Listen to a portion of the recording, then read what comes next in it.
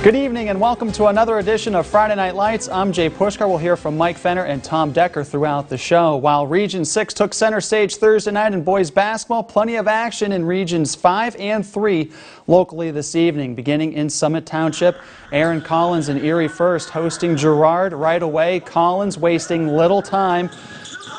Shows his effectiveness on the baseline bank shot there. Next time down, it's Anthony Collins bullying his way through the lane for 2 of his 7 points. Erie First Christian with the first 8 points of the night. Here's Evan Montefiore up ahead to Sam Gonzalez. He had 6 points on the night. Jimmy Potter gets the Jackets going on the baseline drive and finish. Then Ethan Gimber up ahead. Austin Barrett knocks down the 3-ball. Barrett and the Jackets really starting to take effect of that zone defense. Another 3-pointer on the friendly roll. Barrett led the Girard Jackets with 17 points, and the game was tied at 8 apiece. Collins had 10 for Erie First as he connects on the impressive baseline jumper. Finally, give it to the big man down low. Ethan Getz with 2 of his 14 points for the Jackets. Girard improving to 2-0 with a road victory over Erie First Christian. It's great because we got good shooters, and then we throw him in there, and if they come out on the shooters, he's got plenty of room to work and he'll get it done down there. We just play more intense defense, just play with a lot of energy, move the ball. Shots weren't falling at the beginning, but we just had to stick to it and we got it done. Well, you always got to believe. It's early in the game. You got to have confidence all the way through, and Erie First always a tough team, so we just dug in and went off that. The guys they're working hard in practice every day, and our preparation, we really try to focus in and make sure we're paying attention to detail. On the Lewis Fitness and Performance scoreboard, the Girard boys beat Erie First 54-41 behind 17 points from Austin Barrett and 14 points from Ethan Getz. Evan Montefiore with 14 points and 10 from Aaron Collins for the Eagles. Mercyhurst Prep head coach Sean Bear and the Lakers paying a visit to Conneaut, Ohio. Mercyhurst Prep begins the game on a fast start. Dante Wilcott penetrates the lane, finds David Baum for an easy 2. Spartans answer though. Robert Hagstrom connects from short range. Then the Lakers would make that run. Jeffrey Gianelli spots up as he has a wide open look from the wing. And not to mention, he's got the shooter's touch. Hits the rim, then it falls through. He finished with 24 points. Then it's Wilcott pushing the ball up the floor, splits the defense, lays it in. He added 15 points for the Lakers. Mercyhurst Prep starting the game on a 12-2 run. Back come the Spartans, though. Anthony Burkhart finds a spot on the floor, pulls up and hits. Lakers would counter. Damari Ward with the slick mini reverse layup. Conneaut would answer by swinging the ball around the horn, and eventually Marcus Owens rips the 3-pointer.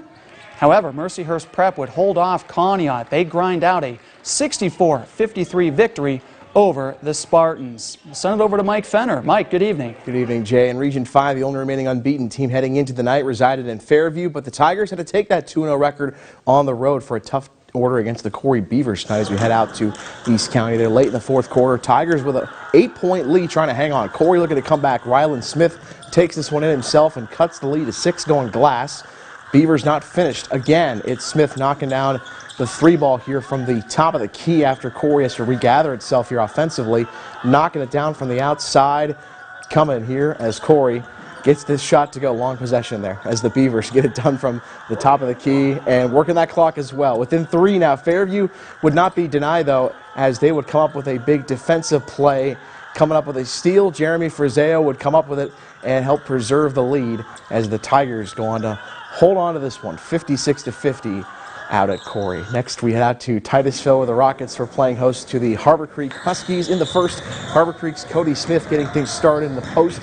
Uses the left to give them the lead early. Then it's the Huskies picking up the defense. Sam Howell gets the block, then pushes it ahead to Ryan Whitman.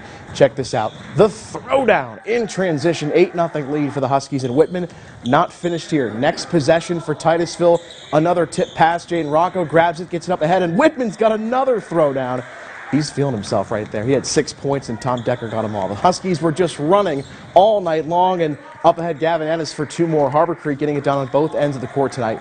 They take this one over Titusville, 56-16. Speaking of Tom Decker, let's send it to the third member of our crew. Thanks a lot, Mike. We're just a few games into this new season, and in Region 2, we're still waiting to see which team will separate itself from the rest of the pack. Sagertown and Youngsville, well, they're two of those teams looking to do just that tonight. The Panthers, they're on the road tonight and getting things started early on. This is Max Fuller. Tough baseline shot, gets the hoop and the harm there. He had 18 to lead the Sagertown Panthers tonight, and they weren't quite done. Sagertown looking for a little bit more this time, getting it done from the outside. That's Brady Greco knocking down the 3-ball from the corner. He'd hit 3 of those on the night and finished with 17. Youngsville, though, trying to keep things close. Ethan Kesterholt goes hard. He also gets the hoop and the harm right there. He'd lead all scorers with 21 on the night. But Sagertown, boy, they just had their A game tonight. Some nice ball movement there. That's Isaac Johnson winding up with it. He drops in the bucket.